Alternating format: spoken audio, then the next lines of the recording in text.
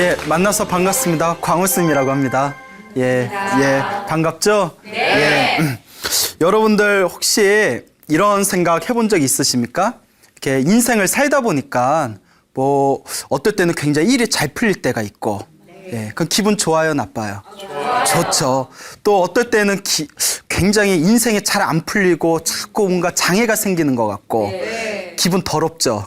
예, 기분 나쁩니다. 자, 그 이렇게 살다 보면 일이 잘 풀릴 때도 있고, 일이 잘 안 풀릴 때도 있고, 그리고 이제 남을 원망하기도 해보고, 자기 자신을 탓하기도 해보고, 그때 우리 조상님들은 이런 말씀을 자주 사용하셨죠. 내가 전생에 뭔 놈의 업을 그렇게 많이 졌길래, 내가 무슨 업을 그렇게 많이 지었길래, 이런 표현 쓰지 않습니까? 그렇죠. 예, 오늘의 주제입니다. 인생은 자기 복대로 살아간다. 예, 동감하신 분들 계실 겁니다. 요 복이라는 걸 절대 무시할 수가 없죠. 그 옛날 인도에 부처님 당시에 어느 왕이 있었습니다. 왕이 있었는데 왕이 하루 이렇게 낮잠을 자고 있었대요. 그래서 쿨쿨하고 낮잠을 자고 있었는데 잠결에 두 명의 신하가 대화를 나누는 것을 엿듣게 됩니다. 두 명의 신하가 무슨 이야기를 하는 거 하고 엿들어 보니까 그 한 신하가, 야, 우리가 이렇게 왕의 신임을 받고 잘 먹고 편안하게 잘 사는 것은 모두가 왕의 덕택이다. 모두가 왕의 은혜다. 이런 말을 하는 거예요. 그 왕이 기분 좋아요, 나빠요? 좋죠. 씩 웃으면서 이제 잠자는 척하면서 역시 내가 신하를 잘 뒀어. 근데 옆에 있는 신하가 아니다 이러는 거예요. 아니다. 잘 먹고 잘 사는 건 다 누구 복이다? 내 복이다. 내가 전생에 내가 좋은 업을 졌으니까 이번 생에 좋은 왕을 만났고 내가 왕의 신임을 받고 잘 먹고 잘 사는 거지, 내가 복이 없으면 이렇게 잘 살 수가 없다. 다 내 복이다. 이렇게 얘기하는 거예요. 그 왕이 가만히 들으니까 기분이 좋아, 나빠? 예, 괘씸하죠. 예? 그러니까 왕이 이렇게 누워서 무슨 생각을 하냐면, 부처님이 자기 업은 자기가 받는다. 자기 복대로 살아가는 것이다. 라고 말씀은 하셨지만, 막상 또 자기 복대로 사는 거지 왕의 은혜가 아니다. 이런 말을 들으니까 기분이 좀 별로다. 기분이 좋지가 않구나. 이제 이런 마음이 듭니다. 이제 중생은 어쩔 수 없어요. 예, 이제 살짝 삐졌어요. 그래서 이제 왕이 낮잠에서 이제 일어납니다. 부수수 일어나서 이제 못 들은 척하고 방에 가서 이렇게 편지를 씁니다. 이제 왕비에게 편지를 써요. 왕비여, 내가 신하에게 이 편지를 갖다 주면 이 편지를 배달한 신하에게 선물로 큰 보물을 주어라. 라고 이렇게 왕비에게 편지를 써요. 그래서 모든 것은 왕의 은혜로 우리가 편하게 사는 것이다. 라고 말한 신하를 불러냅니다. 이제 상 주려고 마음에 드니까 이제 짜식 하면서, 자, 요 편지를 왕비에게 전해다오. 빨리 전해주는데 절대 다른 사람한테 부탁하면 된다, 안 된다? 안 된다. 네가 전해야 된다. 라고 이제 맡깁니다. 그 이제 신하가 다 왕의 이제 명령이니까, 예, 제가 전달하고 오겠습니다 하고 이제 편지 배달을 갔다 옵니다. 그렇게 이제 며칠이 지났어요. 며칠이 지난 뒤에 왕이 이제 궁전에서 한가하게 쉬고 있는데 어느 신하가 탁 찾아와요. 왕께 감사의 인사를 올리고자 합니다. 그 왕이, 그래, 나에게 무엇을 감사하고자 하는가? 응? 왜 나한테 감사하느냐? 했더니 이 신하가 왕께서 왕비에게 얘기해서 저에게 큰 보물을 선물로 내리셨는데 너무나 감사드립니다 하고 인사를 하는 거예요. 그 왕이 가만히 쳐다봤더니 깜짝 놀라는 거예요. 그 신하가 자기가 배달 보낸 신하가 아니라 모든 건 자기 복대로 살아가는 거다. 왕의 은혜가 아니라 자기 업대로 자기가 받아가면서 사는 것이다. 라는 신하가 감사 인사를 올리고 있으니까, 예? 이걸 두 글자로 뭐라고 해요? 웬열? 막 이렇게 얘기하잖아요. 혹은 목미? 뭐지? 뭐 이런 약간 이상한 이제 분위기가 펼쳐지죠? 희한하다. 아니, 왜 저 사람이 이제 보물을 받았을까? 그 급히 자기가 편지 배달을 보낸 신하를 부릅니다. 예? 그 어떻게 된 거느냐? 편지를 도대체 누가 배달한 거냐? 자초지종을 이야기해봐라. 그러니까 편지를 배달을 보냈던 모든 게 왕의 덕택입니다라고 얘기했던 그 신하가 왕 앞에서 이제 말을 하기를, 왕이시여 그날 왕의 편지를 받고 왕비에게 편지를 배달하려고 가는 도중에 너무 급히 걷다가 계단에서 넘어져서 제가 코피가 터졌습니다. 그 온몸에 다 그 피범벅이 돼가지고 왕께서 이게 급한 정갈이라고 해서 빨리 갖다 드려야 될 것 같은데 막 얼굴 닦고 옷 갈아입고 피투성이로 왕비한테 갈 수는 없지 않습니까? 그렇죠? 그러니까 이거 다 이제 옷 갈아입고 얼굴 이제 닦고 피 닦고 가려면 시간이 너무 오래 지체될 것 같았는데 때마침 옆에 저랑 제일 친한 신하가 옆에 지나고 있길래 이 사람은 내가 믿을 만한 사람이지 해서 대신 부탁을 한 겁니다. 예. 그때 왕이 무릎을 탁 치면서 부처님 말씀이 맞구나. 자기 복대로 사는구나. 내가 저 사람에게 보물을 주려고 했는데 받는 사람은 따로 있구나. 이런 이야기를 나눕니다. 뭐라고 한고 하니 왕이 세상에서 가장 강한 힘을 왕의 권력이라고 하지만 내가 가진 왕의 힘으로도 저 업을 이길 수가 없구나. 왕의 권력으로 저 사람한테 보물을 주려고 하는데도 결국 딴 사람이 받게 되는 거. 그것도 왕조차도 어쩔 수가 없다는 거예요. 인생은 자기 복대로 산다. 특히 연배가 좀 오래되신 분일수록 제 말을 격렬하게 공감합니다. 그렇죠. 여기서 얘라고 하신 분은 이제 인생에 연륜이 있으신 분이고 인생에 연륜이 있으신 분인데도 애써 지금 저 아직 젊어요 이러면서 지금 공감을 안 하신 분도 계신 것 같아요. 근데 다들 마음으로 와닿는 게 있으시죠? 네. 인생이 그렇게 묘한 어떤 보이지 않는 운명의 선 같은 게 분명히 있는 것 같아요. 여러분 혹시 특히 여기 우리 여성 불자분들도 많이 오셨는데 여러분 공주 좋아하세요? 공주? 예, 공주 좋아하세요? 예, 여러분들 공주 같은 삶 살고 싶으시죠? 네. 예, 그 부처님 당시에 왕이 있었는데 그 왕에게 아주 아름다운 그 딸이 있었답니다. 예, 자 얼굴이 예뻐요. 얼굴이 예쁜데 공주니까 뭐도 많아. 돈도 많아. 예, 그 명품백 막 그냥 막 카드 질러버리는 거예요. 예. 얼마야? 그것뿐이 안 돼? 여기 있는 거 다 싹쓸이 뭐 이렇게 돈도 많아. 근데 더 얄미운 게 있어요. 예, 예쁜고 돈도 많은데 또 착해. 이 탄성 뭡니까? 예? 또 착해. 머리도 총명해. 모든 걸 다 갖췄어요. 그러니까 모든 사람들이 다 좋아하는 거예요. 모든 사람들이 다 좋아합니다. 그러니까 왕이 공주를 이제 너무 아끼니까 하루는 항상 공주를 옆에 이제 품에 이제 안고 다니는 거예요. 너무 사랑하는 딸이니까. 하루는 공주에게 이렇게 이제 장난을 칩니다. 공주야, 공주야. 네가 이렇게 사람들에게 사랑받고 이렇게 명예와 권력과 부를 누리고 네가 이렇게 행복하게 사는 게 다 누구 덕이지? 이렇게 이제 질문을 던져요. 장난을 칩니다. 누구 덕입니다 라고 이야기해야 돼요. 그렇죠. 기본적으로 사회생활 안 한 사람도 이 정도 눈치는 있거든요. 예? 자, 다 아버님 덕이죠. 왕이 아니시면 제가 어떻게 이런 행복을 누리겠습니까? 근데 딸이 무엇이라고 얘기하냐면 공주가 하는 얘기가 모든 게 다 제 복입니다. 전생에 제가 선업을 많이 지어서 이번 생에 제가 받는 겁니다. 다 제 복대로 살아가는 것입니다. 라고 이야기를 하더래요. 그러니까 왕도 불자예요. 그 맞는 말이긴 하지만 기분이 좋아요, 나빠요? 나빠요. 예? 전문 용어로 삐졌어요. 예? 삐졌어요. 너무 괘씸한 거예요. 이게 다 네 복으로 이런 행복을 누리는 거냐? 예, 제 복으로 누리는 겁니다. 예? 그래? 그리고 옆에 있는 시종에게 이와 같이 이야기합니다. 당장 우리나라에서 가장 가난한 거지들 중에 젊은 놈을 데려와라. 그래서 젊은 거지를 데려와요. 네 복으로 사는 거면 이 젊은 거지하고 결혼해서 얼만큼 잘 사는지 보자 하고 거지하고 결혼시켜서 내쫓습니다. 야, 남자가 삐지면 무섭습니다. 예? 남자도 남자의 질투도 무서워요. 동감하시죠? 예. 여자가 더 동감하시는 것 같아요. 내 남자친구가 많이 삐져봤나 봐요. 예? 남자도 삐지면 무서워요. 그러니까 가장 사랑하는 딸을 젊은 거지하고 결혼해서 내쫓아 버린 겁니다. 그러니까 막 옆에 왕비가 울고 있어요. 울고 있는데 이제 왕이 너무나 화가 나 있으니까 뭐라 말리지도 못해요. 그 공주의 이름이 성광입니다. 공주의 이름이 성광인데 이 성광 공주가 그 어머니를 다 안아드리면서 어머니 다 자기 복대로 살아가는 거라고 부처님께서 말씀하시지 않았습니까? 제가 정말 복이 많으면 거지하고 결혼해서 나가서 살아도 제 복대로 행복하게 살겠죠.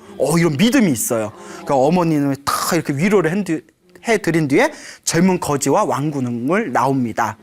그래서 이제 자기 남편이 된 이제 거지 움막을 가요. 자기 남편이 살고 있는 거지 움막을 가는데 그 거지 움막이 얼마나 초라하겠어요. 그 이제 남편한테 자기 이제 남편이 된 젊은 거지한테 다 절을 올리면서 이렇게 이야기합니다.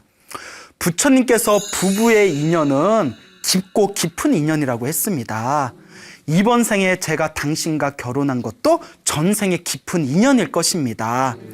많은 사람들은 지금 저를 비웃을 것입니다. 저 공주가 교만해서 입을 잘못 놀린 탓에 왕에게 쫓겨났구나. 그 젊은 거지하고 결혼해서 앞으로 괴롭게 살아가겠구나라고 저를 비웃을 테지만 저는 그와 같이 생각하지 않습니다. 부처님께서 분명히 자기 업은 자기가 받는 것이고 행복과 불행도 자기 안에 있다라고 했습니다. 그러니 이제부터라도 우리가 인과 응보를 열심히 믿고 열심히 복과 선업을 쌓아서 행복하게 살아봅시다. 이렇게 이야기를 하더래요. 공주가 대차요. 예, 자, 이렇게 이야기를 하면서 이제 남편한테 근데 당신 부모님은 어디 계십니까? 라고 질문을 합니다. 이 남편이 하는 얘기가 실은 우리 집이 이 나라에서 가장 손꼽히는 큰 부자였는데 내가 어렸을 때 부모님이 갑자기 급사를 당하셨고 그 집에 큰 화재가 나서 내가 이와 같이 천의 고아가 돼서 거지로 살아오고 있어. 부모님은 돌아가신 지 오래요. 예, 그럼 이제 시월드는 안 겪겠네요, 공주가. 거지하고 결혼해서 쫓겨난 것도 서러운데 시어머니 이제 잔소리 안 들어도 되겠네요라고 얘기하면 안 되겠죠? 예, 그러냐고. 그러면 당신이 살던 옛집을 한번 가보자고. 옛집에 한번 가봅시다. 그러니까 이제 그 거지 남편이 아니 집이 다 불타서 황폐하게 이제 변한 지 오랜데 가봤자 별거 없습니다. 아닙니다. 제가 짐작되는 바가 있으니 한번 가봅시다. 이제 거지 남편이 자기 옛집을 데려가요. 그 이제 다 불타고 다 황폐화되고 막 잡초가 이제 가득하겠죠. 그 성광공주가 그 안에 들어가가지고 여기저기 막 뒤져봅니다. 그 거지 남편은 뭐 하고 있나 하고 이렇게 쳐다보고 있는데 자 이렇게 다 뒤져봐요. 뒤져보더니 여러분 그런 얘기 들어본 적 있습니까? 정말 복이 많고 운이 많은 사람은 길을 가다가 돌부리에 넘어지게입니다. 돌부리에 넘어져서 머리가 깨졌어요. 그래서 너무 화가 나요. 너 같은 돌부리가 감히 나를 해치려고 해? 너무 화가 나서 삽을 가져와서 그 돌부리에게 복수하려고 땅을 팝니다. 땅을 팠는데 거기서 뭐가 나왔을까요? 예. 온천이 터졌답니다. 예? 그러니까 아니 저도 어디서 들은 얘기예요. 정말 복이 많은 사람은 재수 없는 사람은 넘어져서 코가 깨진다는 얘기도 있잖아요. 뒤로 넘어져서 코가 깨진다. 정말 복이 많은 사람은 복수하려고 땅 파다가 온천이 터지는 거예요. 성광공주도 복이 많았나 봐요. 예? 뭐가 있나 이렇게 찾다가 뭐 이상한 괴짝이 보여서 괴짝을 다 열어봤더니 여태껏 그 누구도 찾지 못했던 금괴 괴짝을 금은 보물이 있는 금괴로 된 괴짝을 찾아낸 거예요. 그래서 남편을 불러서 이렇게 이야기합니다. 제가 짐작되는 바가 있다고 하지 않았습니까? 분명 모든 부모는 자식을 사랑하기 마련입니다. 분명히 당신의 부모님께서도 당신의 미래를 위해서 재산을 어디다가 분명히 숨겨놨을 겁니다. 근데 갑자기 급살로 돌아가셔서 유언을 남기지 못하셨을 겁니다. 그래서 제가 혹시나 하고 찾아봤던 겁니다. 복 있는 사람은 틀려. 여러분 한번 찾아보세요. 나오나? 복이 많으면 나오시겠지. 예? 그러니까 이제 그 괴짝을 가져와가지고 그 괴짝에 있는 금은 보물을 팔아서 큰 집을 짓고 하인들을 이제 모아서 이제 궁전에서 지내던 거와 같이 그런 행복한 나날을 보내게 됩니다. 그래서 왕이 이제 자기의 딸을 내쫓은 그 왕이 너무나 가슴에 죄책감이 느껴지는 거예요. 내가 미쳤지. 내가 세상에 눈에 넣어도 안 아프는 내 딸을 순간의 화를 못 이겨서 내 딸을 거지에게 결혼시켜서 내쫓았다니 내가 미쳤구나. 그 이제 시종을 불러서 내 딸이 지금 고생하고 있지는 않은지 내 딸이 지금 힘들게 살고 있지는 않은지 어서 찾아봐라. 죽기라도 하면 어떡하냐. 어서 찾아봐라 이러더래요. 그 부모 마음은 다 같아요. 예? 그러니까 그거 좀 참지. 뭐 또 굳이 또 내쫓아. 그렇죠. 예? 무슨 막장 드라마야. 예? 자, 그래서 이제 시종이 이제 가가지고 이제 성광공주가 어딨나 이렇게 찾아봤더니 너무너무 행복하게 살고 있는 거예요. 큰 부자가 돼서. 그 시종이 놀라가지고 왕에게 와서 왕이시여 놀라지 마십시오. 이 궁전에서 이 궁궐에서 살던 것보다 더 부유하게 살고 있습니다. 예? 그 왕이 깜짝 놀라가지고 이제 자기의 딸 공주와 이제 사위죠, 거지 남편, 이제 자기의 사위를 불러서 이제 자초지종을 묻습니다. 응? 딸아 미안하다. 내가 미쳤구나. 너를 보내고 나서 내가 한시도 잠을 제대로 자지를 못했다. 이게 어떻게 된 일이냐 자초지종을 물어보니까 딸이 이제 한결같이 이제 처음부터 이제 끝에 있었던 일까지 다 이야기를 하는 거예요.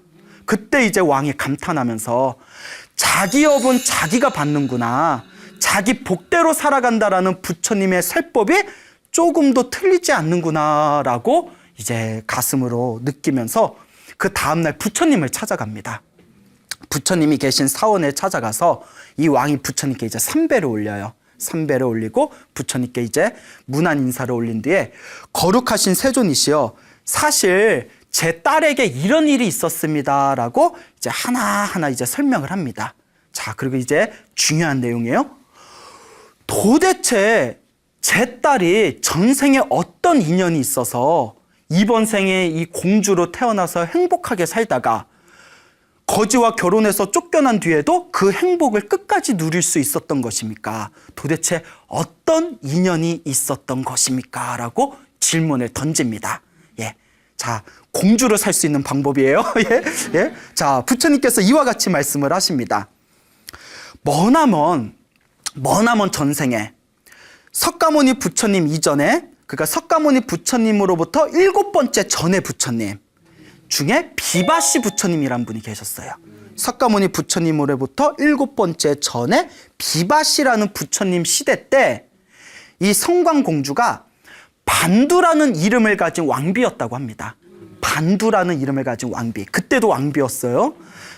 반두라는 이름을 가진 왕비였는데 마음이 너무 착하고 불심이 깊어서 항상 가난하고 힘들고 외로운 사람들에게 보시를 하고 항상 베풀고 수행을 열심히 하는 수행자들에게 항상 공양을 올리고, 자, 우리 불교에서는 가난하고 힘들고 외로운 사람들한테 베풀거나 또 수행을 열심히 하는 수행자들에게 공양을 올렸을 때 강력한 복을 받는다고 합니다. 예, 인과응보의 법칙이죠. 그러니까 사회에서 봉사활동 많이 하시고 또 절에서 스님들께 공양 올리고 봉사 많이 하시는 분들은 이번 생에 당장 효과가 없는 것 같아도 다음 생에 다 받아간답니다. 인과응보, 자기 업은 자기가 받는 거예요. 그래서 이 반두라는 왕비가 항상 가난한 사람들한테 베풀고 수행자들한테 항상 공양 올리고, 그리고 이 비바시라는 부처님께서 이제 열반 입적을 하십니다. 이제 돌아가시면서 화장을 했는데 무수한 사리가 나왔대요. 오색사리가 나왔대요. 그래서 그 오색사리를 다 거두어서 큰 탑을 세워서 그 사리탑을 만들어서 사리를 정성스럽게 봉안을 합니다. 사리탑을 만들고 그리고 그 비바시 부처님하고 똑같이 닮은 청동불상을 만들어서 또 많은 중생들에게 불법을 펼쳤다고 합니다. 널리 불법을 베푼 그 공덕의 힘에 의해서 이번 생에도 항상 그 전에도 태어날 때마다 하늘 세계에 태어나거나 인간으로 태어나도 왕족이나 귀한 집안에 태어나서 항상 행복을 누리게 되었고, 이번 생에도 그때 반두라는 왕비였을 때 지었던 강력한 선업의 힘으로 이 석가모니 부처님 시대에 공주로 태어날 수 있었던 것이다 라고 말씀을 하십니다. 그러면서 부처님께서 이야기 하나를 더 하세요. 그 거지 남편은, 이것도 중요해요. 우리 거지가 되기 싫으면 잘 배워놓으셔야 돼요. 거지 남편은 전생에 반두라는 왕비의 남편이었던 왕이었다고 합니다. 사실 왕이었는데, 자, 두둥 자체 효과음이에요. 예, 예. 이제 중요한 내용이니까 왕이었는데 자기 왕비가 자기 부인이 자꾸 가난한 사람들한테 베풀고 스님들한테 공양 올리고 항상 막 불법을 사람들한테 널리 펼치는 모습이 그렇게 꼴보기가 싫은 거예요. 그러니까 막 악담을 해요. 야, 저렇게 머리에 빡빡 깎은 중들한테 뭐 그런 거 갖다 줘봤자 무슨 복을 받는다고. 그런 남편 많으실 거예요. 우리 보살님들 중에서도 이렇게 절에 열심히 다니면 그 절에 뭐하러 열심히 다녀? 뭐 이런 분들이 계실 수도 있을 거예요. 그 왕이 막 이렇게 악담을 하고 방해를 하고 싫어하니까 이제 이 반두라는 왕비가 항상 부처님한테 기도하면서 제발 우리 남편도 독실한 불자가 되게 해주십시오. 우리 남편도 큰 복을 짓는 그런 훌륭한 제가신자가 되게 해주십시오라고 항상 기도하면서 남편을 설득을 했답니다. 오랫동안 설득을 하니까 그래 이제 왕도 이제 부인을 아주 사랑했나 봐요. 자기의 왕비, 자기의 부인이 또 아주 깊은 마음으로 설득하고 또 설득하니까 나중에는 마음을 바꿨대요. 마음을 바꿔서 나중에는 자기 왕비, 부인을 따라서 그 가난한 사람들에게 많이 베풀고 스님들한테 공양 올리고 그 부처님한테 이제 기도도 하면서 그 뒤로는 선업을 많이 지었다고 합니다. 그때 업으로 인해서 처음에는 왕비가 복 짓는 걸 방해하고 스님들한테 악담을 했잖아요. 처음에 그 업의 과보, 그 악업으로 인해서 처음에는 그 초년에는 거지로 살았다는 거예요. 무슨 말인지 알겠죠? 그러다 나중에 왕비, 자기 부인의 설득으로 마음을 돌려서 복을 많이 지은 선업의 힘에 의해서 이번 생에 다시 머나먼 전생에 자기 부인이었던 누구를 만나서 성광공주를 만난 뒤에 우리 전문 용어로 발복을 한 거예요. 복이 발한 거예요. 무슨 말인지 알겠죠? 즉 악업은 악업대로, 선업은 선업대로 누가 받는다? 다 자기가 받는 거예요. 여러분. 그 여러분 한번 생각해 봅시다. 여러분들이 살아가면서 좋은 일 생길 때도 있죠. 여러분들이 살아가면서 나쁜 일 생길 때도 있죠. 좋은 일이 생길 때가 더 많아요? 나쁜 일이 생길 때가 더 많아요? 나쁜 일. 애매한데 이거. 자, 근데 이렇게 한번 따져보시면 됩니다. 살아가면서 좋은 일이 많이 생기는 사람일수록 내 전생에 복을 많이 지은 거예요. 살아가면서 안 좋은 일이 자꾸 생기는 사람일수록 전생에 악업을 많이 지은 거예요. 복을 다 까먹어서 그래요. 근데 이번 생에 자꾸 무엇을 지어야 되겠어요? 그렇죠. 선업, 복을 지어야죠. 이제 아시니까 오늘부터 복 많이 지으시겠네. 자기 운명은 자기가 바꿀 수 있습니다. 단 자기가 지은 업에 대해서 책임을 가지고 끊임없이 선업을 지어야 됩니다. 복은 하늘에서 뚝 떨어지는 게 아니에요. 자기 복은 누가 짓는다? 자기가 짓습니다. 자, 그러면 우리가 살아가면서 내가 지었던 이 업이라는 것을 우리가 어떻게 내가 새롭게 끊임없이 선업을 지어나가고 혹시 안 좋은 악업이 있으며 불행한 일을 만들고 불행한 일을 야기시키는 악업이 있다면 그걸 또 우리가 어떻게 소멸해야 되겠는가? 그걸 가르쳐 주는 게 바로 불교예요. 어떻게 해야 우리가 행복하게 살 수 있는가라는 근원적인 방법을 가르쳐 주는 게 불교적 수행관입니다. 알겠죠? 그 중국 청나라 시대 때 그 양주라는 지방이 있었어요. 양주란 지방이 있었는데 거기가 그 세계적으로 양주로 유명한 곳인가 봐요. 이름이 양주인가 보니까 미안합니다. 좀 개그가 무리수였죠. 그 양주 지방, 청나라 양주 지방 상인 중에 정백린이라는 이름을 가진 상인이 있었어요. 백린. 근데 이 정백린이라는 상인이 있었는데 어렸을 때부터 항상 관세음보살님이 깊이 신봉했대요. 관세음보살님을 열심히 관세음보살님을 믿으면서 기도를 열심히 했던 상인이었는데 어느 날 굉장히 안 좋은 소식을 듣게 됩니다. 한여름날 그 중국의 아주 유명한 마적대들이 양주 지방을 습격한다는 소식을 듣게 돼요. 여러분 우리나라는 산적이라고 해봐야 뭐 많아야 20-30명이잖아요. 중국의 마적대 하면 수백 수천이에요. 뭐 황건적 뭐 이런 거 기억나시죠? 그 마적대가 거의 군대 수준입니다. 그 양주 집안으로 이제 마적대가 습격한다. 아마 청나라 시대 때 조금 사회적으로 조금 이제 그 불안한 그런 시대였나 봐요. 그러니까 관군들도 그 수십 명의 관군들도 이제 두려워가지고 다 창칼을 내팽개치고 도망을 가버린 상황이에요.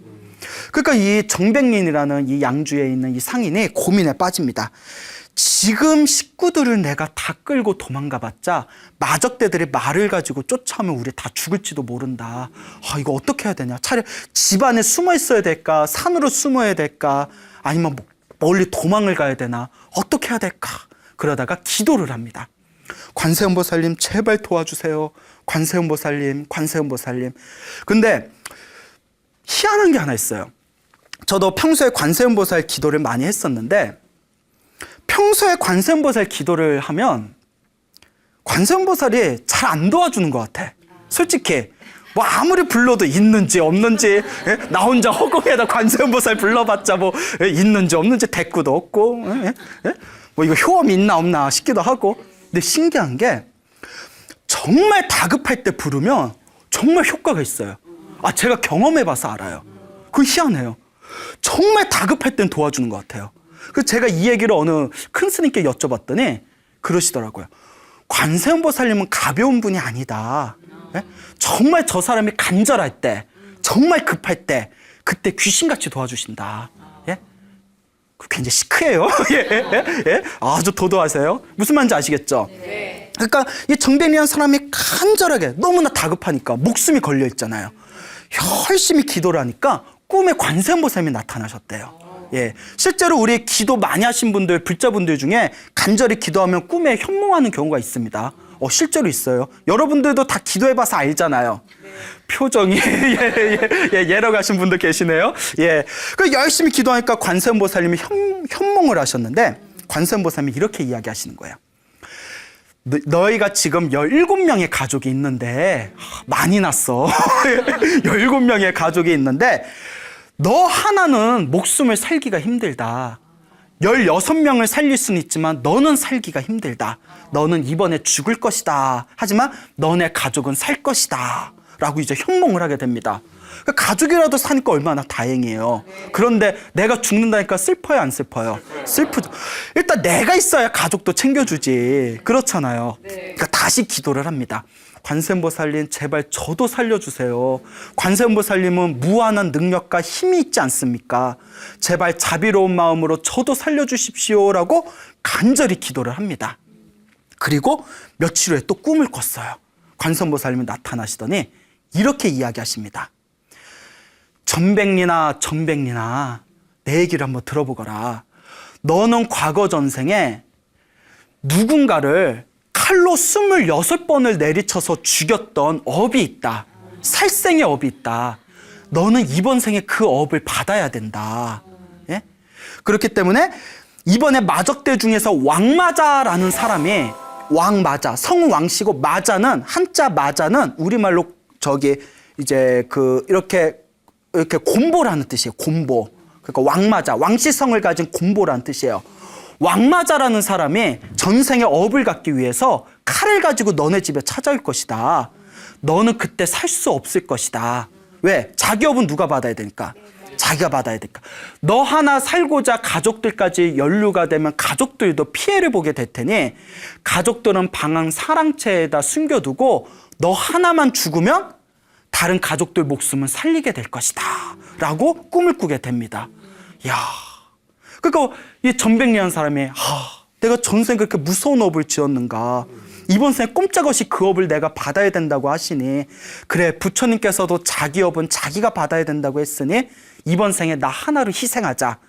그리고 이제 부처님한테 계속 관세음보살님한테 기도하면서 이제 자기가 죽는 날을 기다려요. 이제 마음을 다 비웠어요. 그게 닷새가 지납니다. 닷새가 지냈을 때 마적대들이 그 양주성을 침공을 합니다. 그러니까 이제 계획대로 전백리는 이제 자기 사랑채에다가 가족들을 다 숨겨두고 자기 혼자 대청마루에 딱 기다리고 있어요. 아, 이제 얼마 안 있으면 오겠구나. 아, 이거 초조한 걸? 뭐 그러겠죠. 나 떨고 있니? 뭐 이랬겠죠. 어떡하지? 빨리 와서 이왕 만남하면 빨리 와서 죽여줬으면 좋겠는데. 이제 마음을 다 비웠으니까. 네? 그때 이제 웬 큰 거구의 웬 도적이 그 칼을 들고 칼을 막 휘두르면서 여기 아무도 없느냐 하고 자기 집안으로 뛰어쳐 들어온 거예요. 또 얼굴을 보니까 막 곰보예요. 아, 저 사람이 왕마자인가 보다. 왕곰보인가 보다. 아이고 왕마자 어르신 왜 이제 오셨습니까? 한참을 기다렸습니다 하고 전백리는 다 안내를 하는 거예요. 그 왕마자가 깜짝 놀라서 칼을 휘두르다가 그대와 나는 초면인데 어찌 나의 별명을 아시오? 어찌 나의 이름을 아시오? 그러니까 이 전백민이 일단 오셔서 목마르실 텐데 차 한 잔 드시고 좀 쉬셨다가 이왕 죽일 거 컨디션 좋을 때 저도 한 방에 가니까 그렇잖아요. 막 두 번, 세 번 내리치면 얼마나 아파요. 한 방에 가야 되니까 일단 뭐 차부터 드시고 좀 쉬시죠. 그 이제 차를 한 잔 탁 들이면서 관세음보살 꿈 이야기를 합니다. 그 왕마자가 예끼 이놈아 어디 사람을 그렇게 현혹시키고 속이려 드느냐 그게 말이 되냐 관세음보살이 꿈에 나타나서 내 이름을 가르쳐 주다니 아닙니다. 제 말이 거짓이라며 어떻게 제가 당신의 이름을 알고 기다리고 있었겠습니까? 관세음보살님께서 제가 당신의 전생에 26번 칼로 내리쳐서 죽인 업이 있으니 이번 생에 그 업을 받으라 하셨습니다. 그러니 한 가지 바람이 있다면 저 그냥 고통 없이 저를 죽여주십시오 라는 거예요. 그 왕마자가 탁 이렇게 차를 한 잔 마시면서 탁 고민하더니 그래 네가 지은 업은 네가 받아야지 하면서 칼로 내리칩니다. 26번을 퍽 하고 내리쳐요. 자 그런데 두둥 마무리는 항상 어때야 된다? 훈훈해. 어쩜 그렇게 잘하세요? 마무리는 훈훈해야 되죠. 칼등으로 내리칩니다. 날이 아니라 무엇으로 내리쳤다? 칼등으로 내리쳐요. 칼등으로 26번을 퍽퍽 내리칩니다. 그러더니 왕마자가 이렇게 이야기합니다. 전생에 그대가 나를 죽여서 내가 이번 생에 그대를 죽이면 다음 생에 또 그대가 나를 죽일 거 아닌가. 이 원한이 언제 끊기겠는가. 쿨해요. 그렇죠. 호인이야. 왜 마적대지만. 여기서 우리 인연은 끝내고 다음 생에는 좋은 인연으로 만납시다 하고 남겨놓고 호련히 사라졌다고 합니다. 예, 이게 바로 관세음보살 영업록에 나와 있는 내용입니다. 자기 운명을 바꿨어요, 못 바꿨어요? 바꿨죠. 자, 불교는 자기 업은 반드시 자기가 받을 수밖에 없다고 가르칩니다. 근데 여기에 엄청난 논리가 숨겨져 있어요. 내가 지은 업을 내가 받아야 되기 때문에 내 운명을 그냥 그대로 내버려 두고 그냥 닥치는 대로 다 받겠다. 예?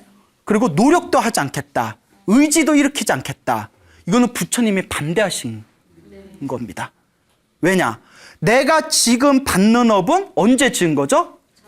전생. 과거에 지은 업이죠. 그러면 미래에 또 행복한 업을 만들려면 언제 또 새로 지어야 돼요? 지금. 그렇기 때문에 내가 전생에 지었던 업도 이번 생에 내 노력 여하에 의해서 바꿀 수 있다. 운명은 바꿀 수 있다. 라는 것이 바로 불교의 업론입니다.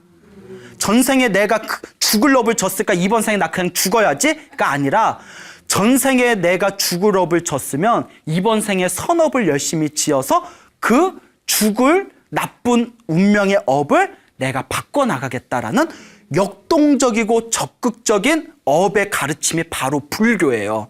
아시겠죠? 네. 예. 예전에 책을 보다가 제가 굉장히 끔찍한 내용을 봤어요. 무엇인가 하면 인도에서 그 어린 나이에 미성년자였을 때 사창가에 팔린 여자아이가 있습니다. 예? 미성년자가 사창가에 임신매매가 돼서 팔리게 되는데 그 사창가에 팔리게 되었을 때 그 포주라고 하죠. 포주이신 아줌마가 독실한 힌두교 신자였대요. 독실한 이제 신자였는데 종교인이었는데 그 어린 여자애를 불러더니 이렇게 얘기하더래요. 이번 생에 네가 사창가에서 몸을 파는 건 네가 전생에 지은 업이니까 도망갈 생각하지 말고 네 운명에 순응해라 라고 가르치더랍니다. 이건 굉장히 잘못된 업의 가르침이에요. 알겠죠? 네가 전생에 사창가에 팔릴 업의 운명이었다면 그 불쌍한 운명의 업을 바꿔줘야 되는 책임감이 우리들에게 있는 거예요. 그게 사회 공공의 의식이에요. 알겠죠? 근데 역대 우리나라에도 역대 왕조나 또 중국에서나 일본에서도 이 불교의 업을 자신들의 권력을 공고하게 하는데 잘못 왜곡돼서 쓴 경우가 많아요. 내가 왕이 된 건 전생에 복을 많이 줘서 왕이 된 거고 너네가 노비가 된 것은 전생에 나쁜 짓을 많이 해서 노비가 된 거니까 이번 생에 우리들을 잘 섬겨서 선업을 지어서 다음 생에 좋은 곳에 태어나라. 뭐 말이 맞는 것 같은데 뭔가 애매하죠. 예? 이건 잘못된 업이에요. 아시겠죠? 예? 이번 생에 왕이 되었던, 이번 생에 노비가 되었던, 과거에 지었던 업을 어느 생에 바꿔나간다. 그렇죠. 지금 이 순간 더 좋은 쪽으로 업을 바꿔나가는 게 바로 불교의 인과응보입니다. 그니 내게 주어진 운명에 휩쓸려서 아이고 어차피 내가 전생에 지은 업대로 살겠지라면서 자포자기해서는 아니 된다라는 것을 명심하시길 바랍니다. 알겠습니까? 네. 그와 같아요. 인생은 자기 복대로 살아간다고 했습니다. 그래서 우리 불교에서는 복이 많은 사람일수록 자기가 원하는 것을 쉽게 빨리 성취한답니다. 복이 많은 사람일수록. 근데 자기가 원하는 일이 자꾸 느리게 힘들게 성취될수록 복이 없는 거예요. 아주 복이 없는 사람은 아예 그게 성취조차 안 돼요. 자, 자꾸 안 좋은 일들이 생기다 보면 사람의 뇌가, 우리 뇌가 굉장히 정교하거든요. 나는 안 돼, 안 돼. 해도 어차피 나는 안 돼라고 스스로 타성에 젖어버린답니다. 뇌가 실제로. 그거 자꾸 부정적인 생각을 일으키게 된대요. 그렇지만 정말 내가 내 운명을 바꿀 수 있다라는 믿음이 있는 사람이라면 내가 지금 안 되는 것은 아직 내가 복의 힘이 부족하기 때문이다. 그렇기 때문에 이번 생에 지금 현재 이 순간 내가 열심히 선업을 짓고 복을 지으면 앞으로 내 미래는 점점 행복해질 것이다 라는 확고한 마음을 스스로 각인하셔야 됩니다. 운명을 개척하는 게 바로 불교예요. 아시겠죠, 여러분? 예, 여러분의 운명을 바꿔보시길 바랍니다. 운명을 바꾸기 위해서 불교에서는 여러 가지 방법과 수행법을 가르쳤는데요. 간단히 요약해서 말씀드리자면 우리가 시간이 바쁘니까 첫째, 기도를 많이 해라. 기도를 많이 해라. 여기서 기도를 많이 하라는 의미가 내가 지금 이번 생에 일이 잘 안 풀리는 거는 전생에 악업을 많이 지어서 그래요. 악업, 좋지 못한 업, 그러니까 볶아먹는 짓을 많이 해서 그래요. 볶아먹는 짓 중에 대표적인 게 우리 사람들이 쉽게 저지르는 건데 뒤에서 누구 욕하는 거. 어떻게 뒤에서 누구 욕하는 게 그렇게 입으로 짓는 악업이라고 해요. 뭔 얘기인지 알겠죠? 건전한 비판은 괜찮아요. 비판과 비난의 차이 아시죠? 비판은 더 나은 곳으로 나아가기 위한 서로의 어떤 의견의 교류고, 비난은 그냥 마음에 안 들어. 난 네가 재수없어. 그래서 욕을 하는 게 비난이에요. 그래서 전생에 지은, 이렇게 입으로 지었거나 몸으로 지었거나 내가 언행으로 지었던 안 좋은 업이 이번 생에 그대로 전달돼서 내 업은 누가 받는다고요? 내가 받습니다. 그래서 일이 잘 안 풀린다는 거예요. 내가 지은 악업의 힘에 의해서 일이 잘 안 풀리는 것을 우리가 업장이라고 합니다. 악업의 장애물, 줄여서 업장이라고 해요. 그래서 기도를 많이 하라는 것은 이 업장을 소멸하는 기도를 하라는 거예요. 업장을 소멸하는 기도를 우리가 불교에서 전문 용어로 참회 기도라고 하죠. 참회, 잘못했습니다라는 참회, 아시겠죠? 그래서 참이라는 것은 내가 잘못했다, 부끄러워하는 마음을 일으키는 거고요. 회라는 것은 다시는 짓지 않겠다라는 마음이다. 뭐 이런 식의 여러 가지 이제 설명 방법이 있습니다. 그래서 기도할 때 가장 좋은 기도 중에 하나가 이제 108참회 같은 게 되겠죠. 자, 이렇게 집에서 하셔도 돼요. 마음으로 부처님을 생각하면서 제가 과거 전생에서부터, 중요합니다, 알고 지었건 모르고 지었건 내가 지은 모든 악업을 참회하겠습니다. 잘못했습니다 하면서 한 배 한 배 절할 때 내 무의식에 저장되어진 악업의 에너지가 조금씩 사라지는 거예요. 무슨 말인지 알겠죠? 그러니까 어떤 분이 이런 말씀을 하세요. 스님, 저는 아무리 생각해도 잘못한 게 없는데 왜 자꾸 절하면서 잘못했습니다 그런지 난 이해가 안 된다고. 그래서 제가 그분에게 이렇게 말씀드렸어요. 나는 살아오면서 한 번도 잘못한 게 없는데라는 그 마음이 잘못한 거다. 여러분, 살아오면서 우리가 말 한마디라도 누구에게 상처를 준 적이 없을까요? 있죠. 한 번이라도 내가 아무리 양심껏 살려고 하더라도 알게 모르게 지은 자기만의 잘못이 있습니다. 그래서 불교에서 뭐라고 해요? 알고 지었건 모르고 지었건 내가 지은 모든 업을 참회합니다. 잘못했습니다. 그리고 불교에서는 한 걸음 나아가 이렇게 가르칩니다. 깨달음을 얻은 성자도 참회 기도를 한대요. 깨달음을 얻은 분도. 아니, 깨달음을 얻은 분이 무슨 잘못이 있어서 참회 기도를 할까요? 중생들의 잘못을 참회한대요. 중생들이 지은 죄업을 제가 대신 참회합니다. 우리 중생들을 행복하게 해주십시오. 야, 이게 바로 불교입니다. 내가 지은 업뿐만이 아니라 다른 중생이 지은 업까지도 참회하는 거, 다른 중생들의 잘못까지도 소멸시켜주는 거.